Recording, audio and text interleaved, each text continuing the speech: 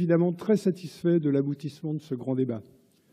Il a mobilisé très très largement et j'avoue que pour moi c'est une très bonne surprise qu'il ait mobilisé encore plus largement que le débat Loire. Cette feuille de route n'est que le début de l'aventure. Une nouvelle page de l'histoire qui s'ouvre et va s'écrire collectivement à plusieurs mains. Bravo à tous. Alors j'avais prévu une liste de remerciements, mais ça a déjà été fait. Je voudrais souligner la hauteur de vue de Madame la Présidente à l'occasion de cette introduction. Et là, je vous dis bravo. Et je nous dis bravo à tous. L'engagement de la métropole et des communes est nécessaire, mais ce serait insuffisant pour relever tous les défis. Ça ne marchera que si tout le monde s'y met. Ces 33 projets collectifs sont la liste des actions à accomplir. Citons-en quelques-unes qui nous tiennent à cœur. 0 passoire énergétique avec 100 millions d'euros investis d'ici 2030 et le doublement du nombre de chantiers pour résorber la vulnérabilité énergétique des personnes les plus modestes. Et effectivement, j'ai repris les mêmes exemples que ceux que vous avez pris. C'est effectivement la participation à la lutte contre les inégalités, y compris dans ce domaine.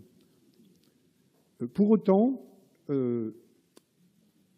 comme mes collègues l'ont déjà évoqué, sur le vélo, le compte n'y est pas en termes de moyens mobilisés. Alors effectivement, c'est quelque chose qu'il faudra prendre en compte. Et sur les déchets également, parce que je suis là pas seulement pour adresser des félicitations, mais aussi pour pointer les choses à améliorer, et bien évidemment, sur les déchets, il nous faudra être plus ambitieux. À ce jour, on se contente des objectifs fixés par la loi de transition énergétique pour la croissance verte. Les habitants nous interpellent régulièrement sur cette question et leurs attentes sont nombreuses et légitimes. Il faut aller plus loin et enclencher le virage zéro déchet sur notre métropole. De nombreux acteurs associatifs et économiques nous attendent au tournant.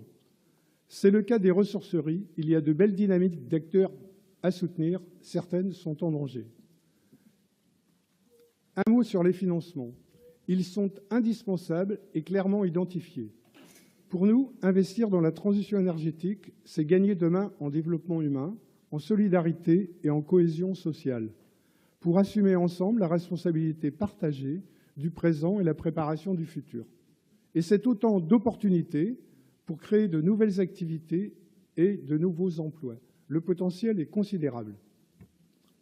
Nous voulons une transition juste où chacune et chacun peut se retrouver. Ça commence dans la vie quotidienne, à la maison, dans les activités habituelles, dans les déplacements, dans l'entreprise, dans l'espace public, d'où l'importance de l'information, de la sensibilisation, de l'éducation et du soutien des acteurs qui s'engagent.